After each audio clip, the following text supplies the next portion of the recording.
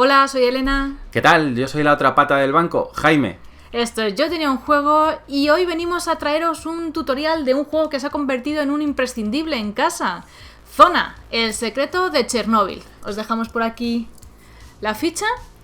Muy chula, siempre te queda muy bien, la verdad. Sí, ¿verdad? Sí, nada, es un tutorial que hemos estructurado en dos partes muy diferenciadas. Una primera en la que os contamos de qué va esto y un resumen de cómo se juega, pero muy resumen por si simplemente quieres tener una pequeña visión y ver si esto te vale o no te vale. Y ya después entramos a tope con las mecánicas y os enseñamos cómo se juega.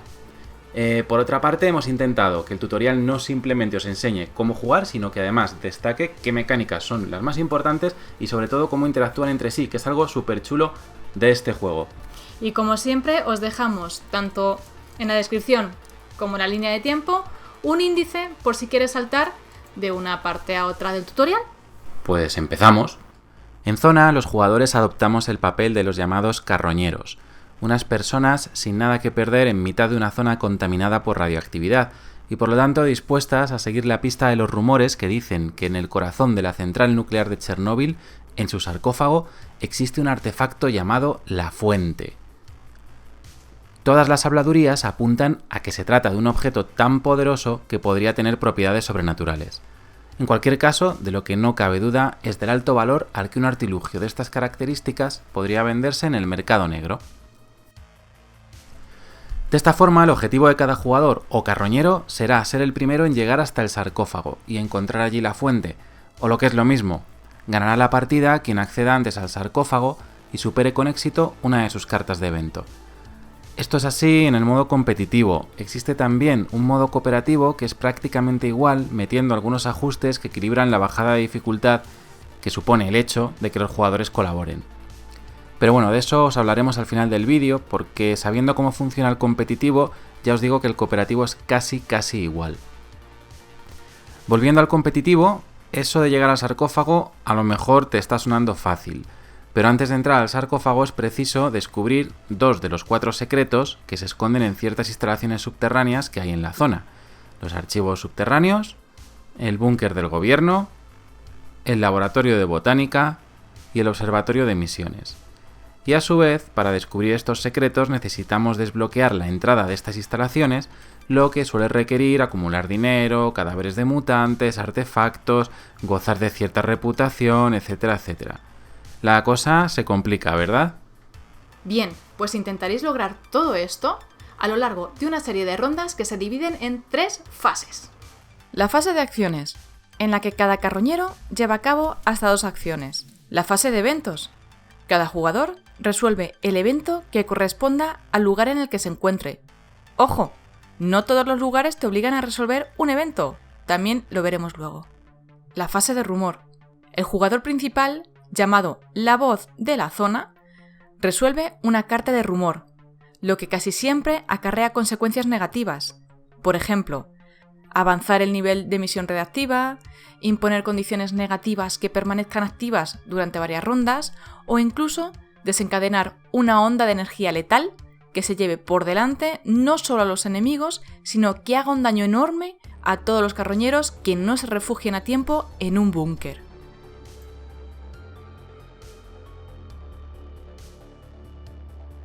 El tablero tiene 2 caras. Una se utiliza para jugar en solitario con 2 jugadores o al modo cooperativo, y la otra está diseñada para jugar con 3 o más jugadores. A simple vista ya veis que el tablero se divide en 3 sectores de diferente color: verde, naranja y rojo. En la zona verde están los enemigos más fáciles de vencer, pero los encuentros que vivamos en estas localizaciones nos van a proporcionar botines de menor valor. En el sector amarillo nos enfrentaremos a enemigos realmente duros, pero a cambio los encuentros que vivamos nos proporcionarán objetos de mayor valor. Si seguimos acercándonos a la central nuclear, llegamos al sector rojo, el más duro de todos, donde ni siquiera hay búnkeres en los que refugiarse de la radiación. Por cierto, los búnkeres, los refugios, se distinguen rápidamente porque los nombres están sobre fondo blanco independientemente del color del sector en que se encuentren. En el sector rojo veis que está la central nuclear de Chernóbil y el sarcófago que esconde la fuente o no. En el tablero también vemos 3 tipos de separación entre las diferentes ubicaciones. las líneas sólidas, que no permiten cruzar mediante acción de movimiento, así que para llegar al otro lado tendrás que buscar otro camino más largo y probablemente muy peligroso. Líneas discontinuas, que sí permiten pasar mediante acción de movimiento. Y por último, las líneas discontinuas que incluyen un icono de daño. Estos son atajos. También permiten cruzar, pero sufrirás el daño correspondiente, sea físico, mental o por radiación. Cuando os hablemos luego de los objetos, veréis que hay maneras de protegerse. Hacia los márgenes del tablero encontramos las 4 ubicaciones secretas, 2 de las cuales hay que desbloquear antes de dirigirte al sarcófago de la central nuclear. Todas comienzan la partida cerradas hasta que uno de los carroñeros llegue a ellas y cumpla con la condición que se exige para abrir. Cada ubicación secreta cuenta con un mazo de eventos particular. Además, las instalaciones secretas albergan objetos muy poderosos, que son fruto de investigaciones científicas que quedaron ahí abandonados cuando el personal de las instalaciones huyó de la radiación. Por supuesto, el carroñero que logre abrir una ubicación secreta y entrar en ella será el que más pueda beneficiarse de esta ayuda. Un detalle muy de agradecer es que el tablero permite ubicar en él los mazos de cartas, de forma que no los tendrás desperdigados en la mesa.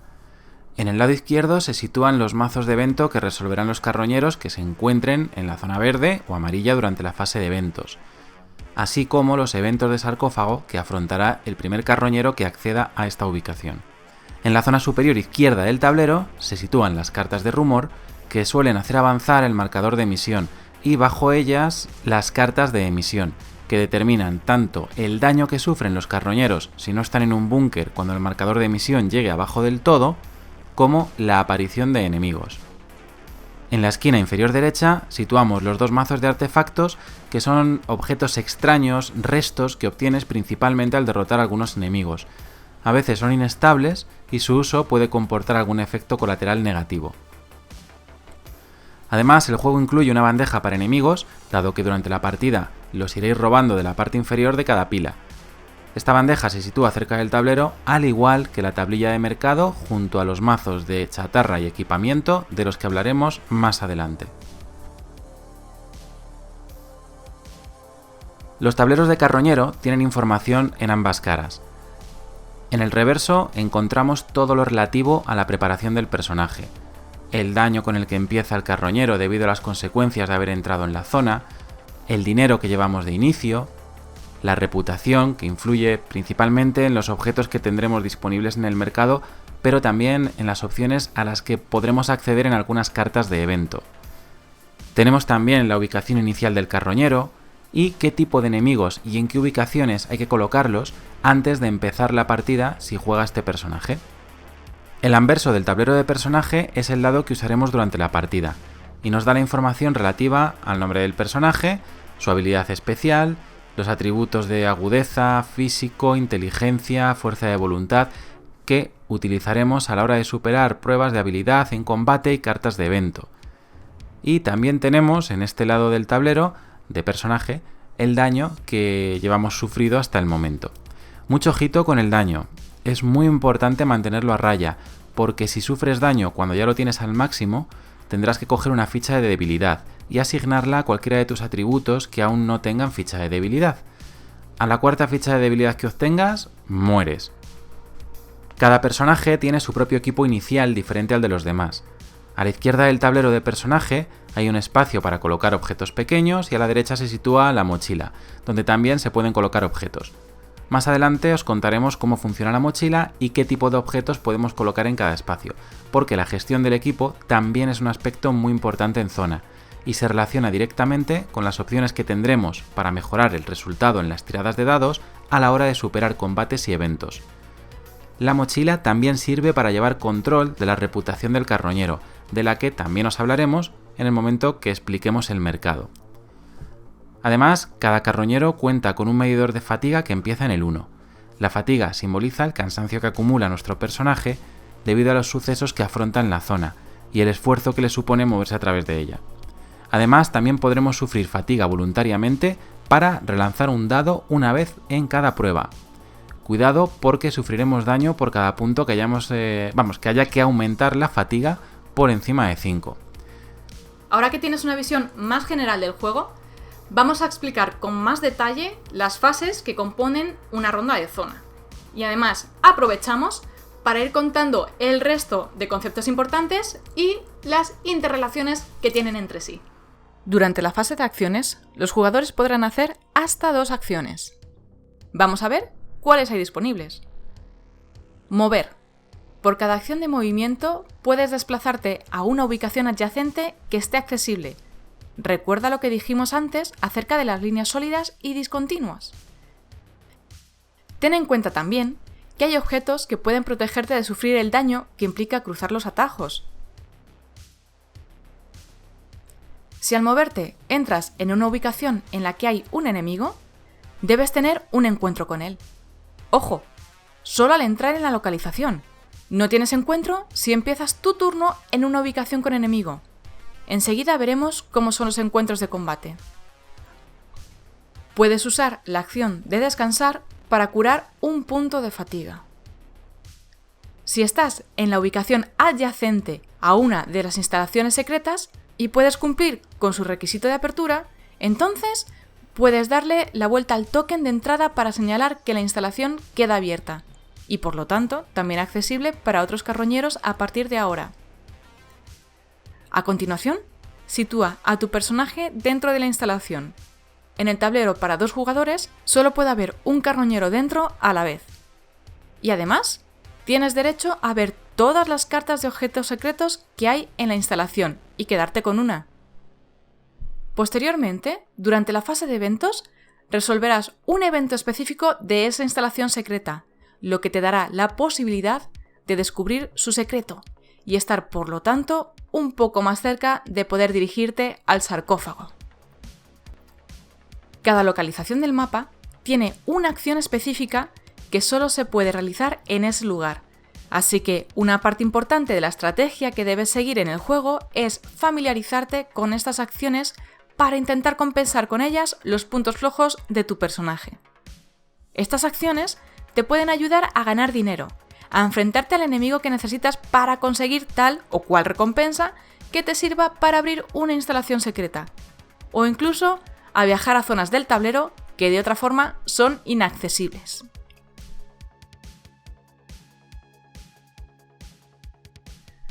La acción de buscar se utiliza para tener un encuentro de combate con un enemigo que esté en la misma ubicación que tú.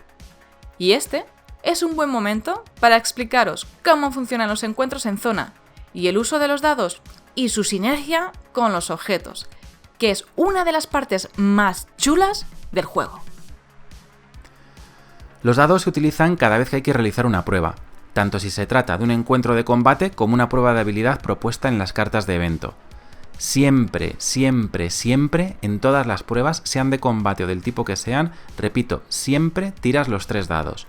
Y el resultado de cada dado se suma o se resta al valor del atributo que se pone a prueba, es decir, al numerito que acompaña a cada icono de atributo en tu hoja de personaje. Si el resultado de la prueba iguala o supera la dificultad de la prueba, la has superado. En caso contrario, no lo consigues y sufres las consecuencias, sean las que sean. Cada dado te puede dar 4 resultados diferentes. El símbolo de más suma 1 al valor del atributo. El símbolo de menos resta 1 al valor del atributo. La cara en blanco no hace absolutamente nada. Y el símbolo de zona no hace nada si solo sale 1. Pero si tienes en tu tirada al menos 2 símbolos de zona, te llevas un daño por radiación extra, al margen del que puedas sufrir si además fallas la tirada. En cada prueba tienes derecho a forzar la tirada una vez. Esto en la práctica implica que puedes elegir sufrir un punto de fatiga en tu contador para relanzar un dado. Ojo, que si ya tienes la fatiga 5, el máximo, no puedes forzar la prueba. Adicionalmente, y esto es muy importante dominarlo porque aquí reside gran parte de la gracia del sistema de combate, puedes usar tantos objetos como quieras, cuyas capacidades te sirven para modificar el resultado, ignorar símbolos, etcétera, etcétera. Pero claro, los objetos se van dañando y si se rompen los pierdes, por lo que tendrás que repararlos de alguna forma si no quieres quedarte sin nada. Los objetos también pueden permitirte relanzar dados, o no sufrir el daño, o no sufrir parte del daño cuando no superas un combate. También, por supuesto, a costa de dañar los objetos y puede que perderlos.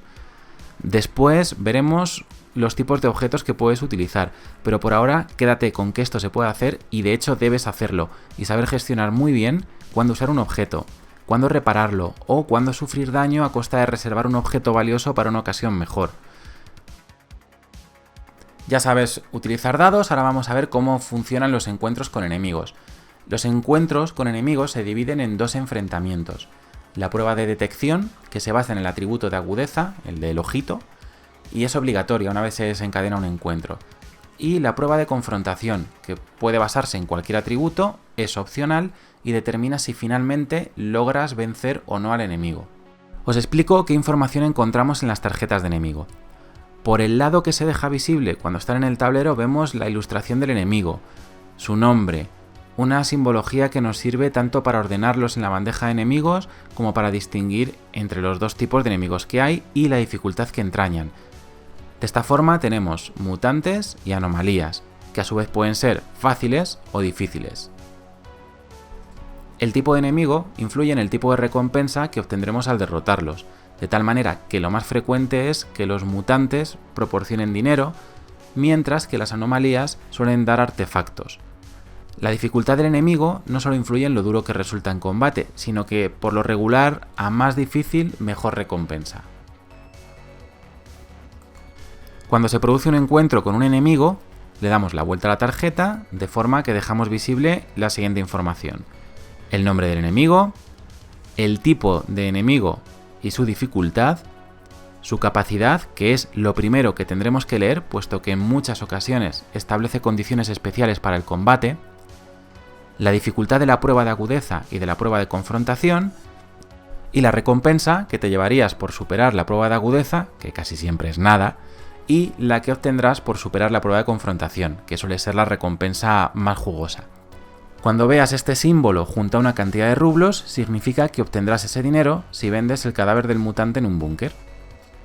Por último, también ves el daño que sufriremos si no superas las pruebas de agudeza y o confrontación.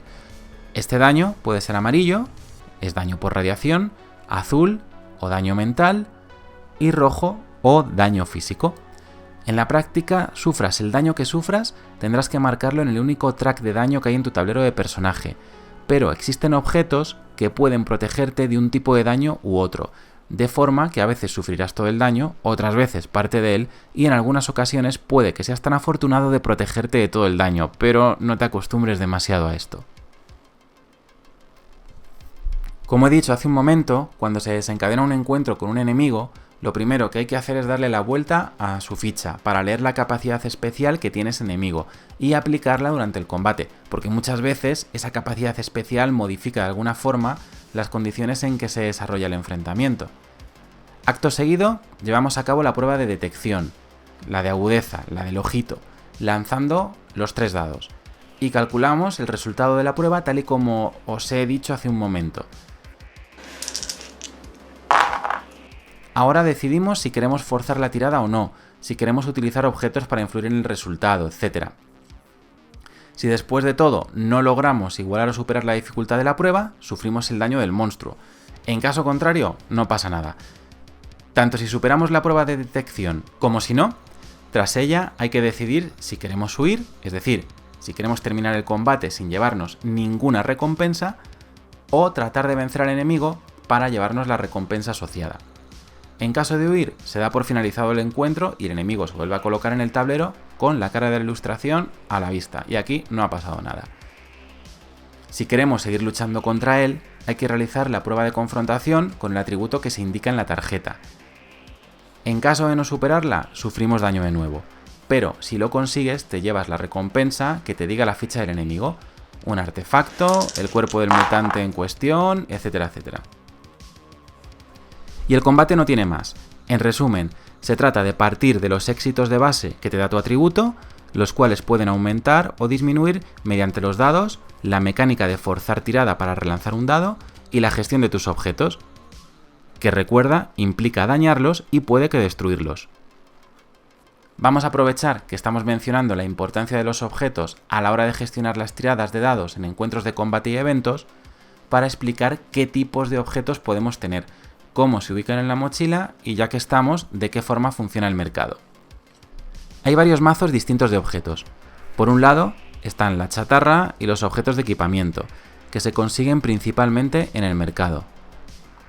También tenemos los objetos secretos que puedes llevarte de las instalaciones subterráneas, y dos tipos diferentes de artefactos que se obtienen principalmente al derrotar anomalías, aunque también hay algunas cartas de equipo, como este plano de escondite secreto, que pueden intercambiarse por artefactos si los llevas a una determinada localización. Los efectos de los objetos son muy variados, pero creo que en esta selección se incluyen todos los iconos que os vais a encontrar, así que os explicamos qué beneficio otorga cada una de estas cartas y así comprenderéis cualquier carta que se os presente. Del plano de escondite secreto os lo acabo de explicar todo.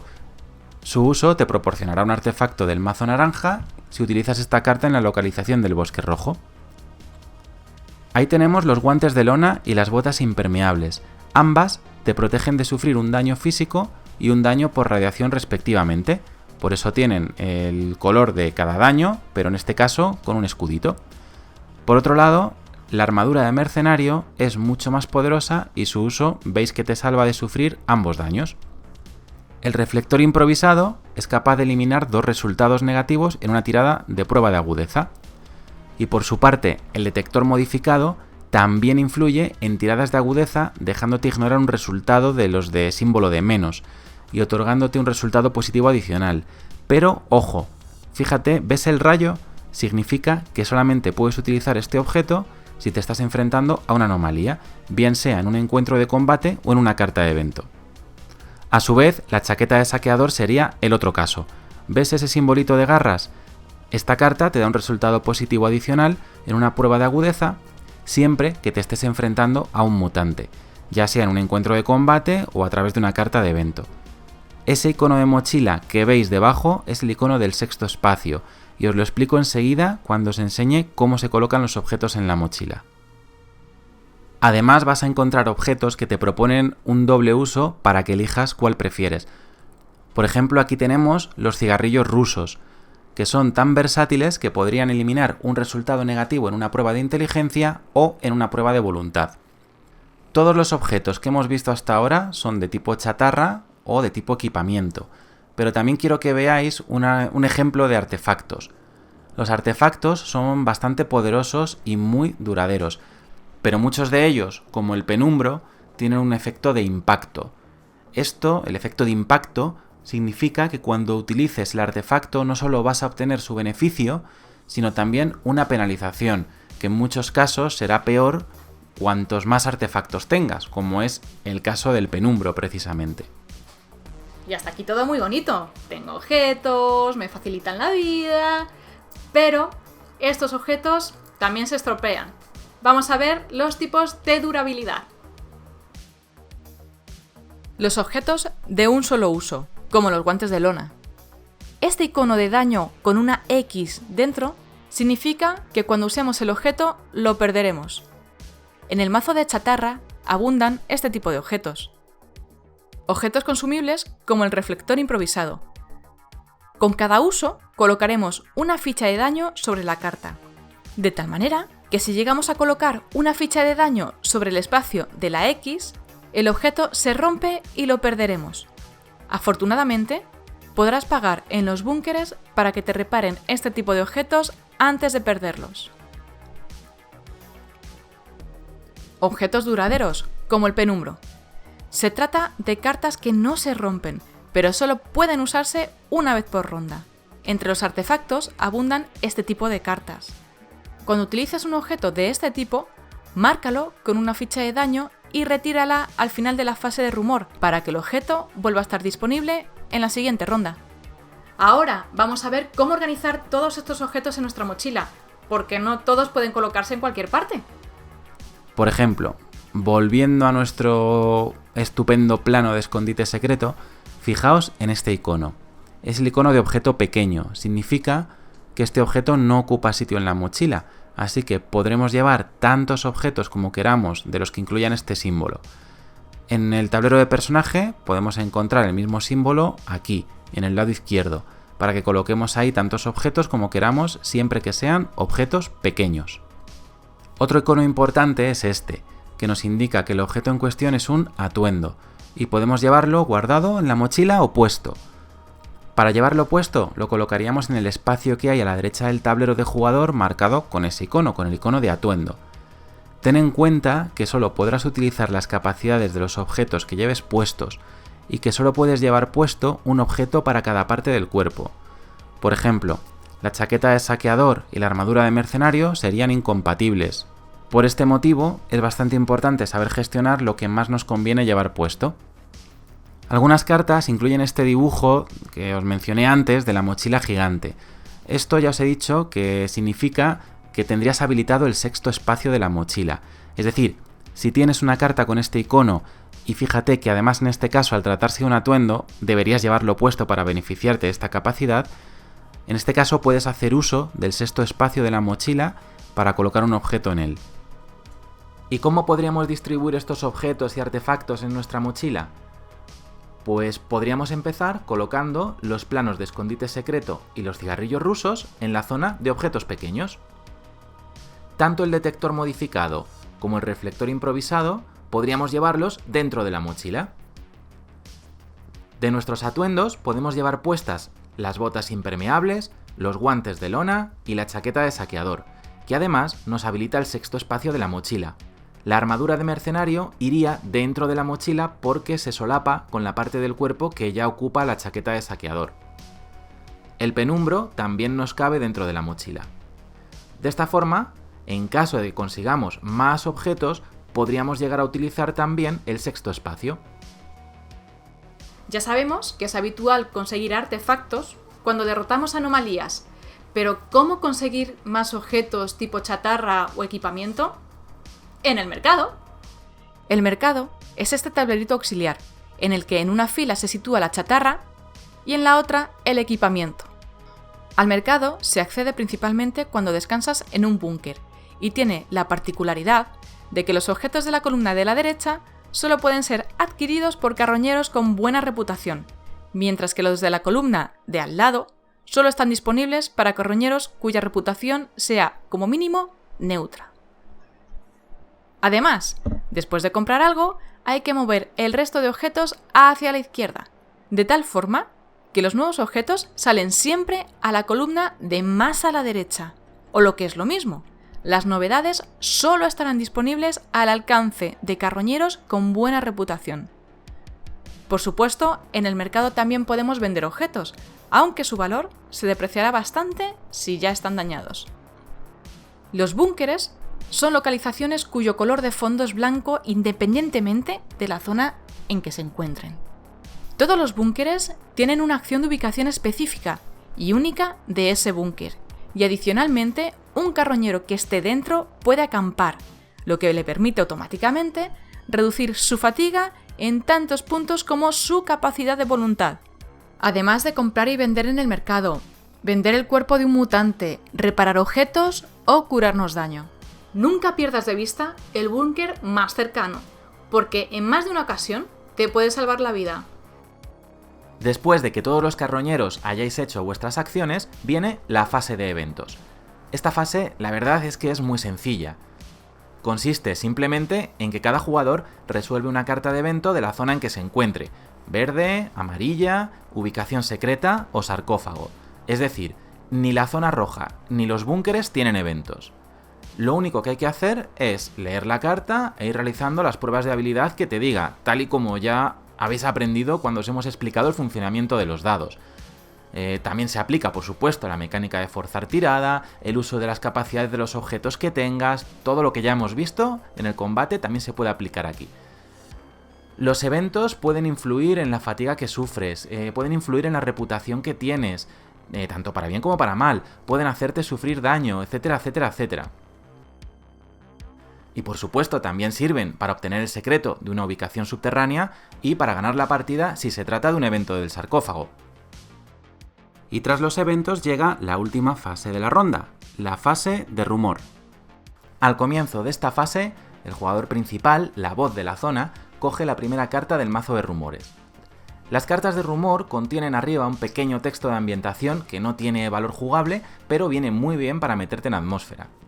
En cualquier caso, lo primero es mover el marcador de misión tantos espacios como indique la carta de rumor en la esquina superior izquierda. Por ejemplo, esta carta obliga a avanzar el marcador de emisión un espacio. Esta otra, 2 espacios. Y esta, ningún espacio. Si el marcador de emisión alcanza el último espacio de la escala, prepárate porque hay que resolver la emisión, que es la forma que tiene el juego de resetear el tablero y añadir enemigos, y de paso también de darte bastante candela. Para resolver la emisión, cogemos la primera carta del mazo de misiones y la colocamos al lado de tal manera que se forme un diagrama que nos dice dónde habrá que colocar los nuevos enemigos, y qué enemigos son estos. Todos los carroñeros que no estén en un búnker cuando se produce una emisión tienen la oportunidad de fatigarse 2 puntos y entrar en uno siempre que estén en una localización adyacente a él. En caso contrario, sufrirán todo el daño que indica la carta de emisión en función de si se encuentran en la zona verde, en la zona amarilla o en la zona roja. Ojito que el daño es acumulativo, es decir, quien esté en la zona amarilla va a sufrir el daño verde y el daño amarillo, y quien esté en la zona roja sufrirá todo el daño que hay en la carta. Todos los enemigos se quitan del tablero y se sustituyen por los que indica la carta de emisiones. En este caso, un mutante verde en la cantera, una anomalía verde en el vertedero, otra en la frontera, anomalía amarilla en Chernóbil,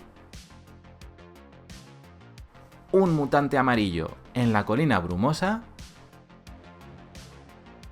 y otro mutante amarillo en el campo de pruebas, para que no te sientas solo. Si hubiera algún rumor activo de anteriores rondas, también se quita, así como cualquier token que lo indique. El mercado también se reinicia, quitamos todas las cartas y se sacan nuevas de los mazos de chatarra y de equipamiento. Por último, dejamos la emisión en 0 y seguimos resolviendo la carta de rumor. Los rumores suelen ser efectos negativos, alguno hay bueno, pero quizás sean 1 o 2 así hablando de memoria. Si en la carta de rumor hay un reloj, como en esta, significa que el rumor permanecerá activo hasta que salga otro rumor duradero o hasta que tengamos que resolver la emisión porque el marcador haya llegado al final de la escala. Recordad que os acabo de decir que en ese caso una de las cosas que suceden es que se retira el rumor que esté activo, duradero, y el token asociado del tablero. En este caso se utiliza el token de reloj para colocarlo en el lugar del tablero que nos indica la carta de rumor duradero, y así recordar que ahí existe un efecto que está descrito en la carta de rumor. Por cierto, en este caso dejamos la carta a la vista en el espacio de efectos temporales. En el caso de que el rumor no tenga relojito, es decir, que no sea un rumor duradero, se descarta una vez resuelto. Ya por último, al final de la fase de rumor, la voz de la zona le pasa el token de jugador principal al siguiente en orden. Y no olvidéis, que se suele olvidar esto, retirar el daño de los objetos duraderos que hayáis utilizado durante la ronda. Ya estarían disponibles para volver a utilizar sus capacidades. Comenzaría una nueva ronda en la fase de acciones y así hasta el final de la partida. Y por último, nos queda explicaros cómo es la modalidad cooperativa de este juego. Sí, a ver, el cooperativo es prácticamente lo mismo que ya os hemos explicado nosotros dos, solo que se ajustan unas cositas, 4 o 5 cosas, de cara a que la dificultad no sea muy baja, puesto que en el cooperativo, por supuesto, los jugadores no están entorpeciéndose unos a otros. Vale, lo más importante es que en el cooperativo juegan 2 carroñeros, es para dos jugadores. Y en lugar de tener que descubrir el secreto de 2 de las instalaciones subterráneas, en este caso hay que descubrir el de las 4. Efectivamente, todas, antes de poder dirigirse al sarcófago para tratar de descubrir cuál es el secreto que se esconde allí. La fuente. Eso es. Al sarcófago, en el modo cooperativo, tienen que acudir los 2 carroñeros. No vale con que llegue uno, resuelva un evento con éxito. Tienen que estar los 2 presentes cuando uno de ellos resuelva el evento con éxito. Otro cambio es que si durante la partida cualquiera de los 2 carroñeros palma, todos perdéis. Se acabó la partida, ¿vale?